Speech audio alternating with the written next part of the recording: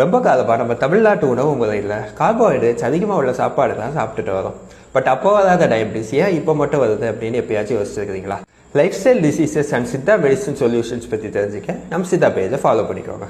நம்ம உணவு வரலாறு எடுத்து பார்த்தோம் அப்படின்னா நம்ம அதிகமான கார்போஹைட்ரேட்ஸ் எடுத்துகிட்டு வந்திருக்கோம். அது கிழங்கு வகைகளாக இருக்கட்டும், அரிசி வகைகளாக இருக்கட்டும், சிறுதானியங்கள் வகைகளாக இருக்கட்டும், எல்லாமே ஹை கார்போஹைட்ரேட்ஸ் உள்ள உணவுகளாக தான் இருந்துச்சு.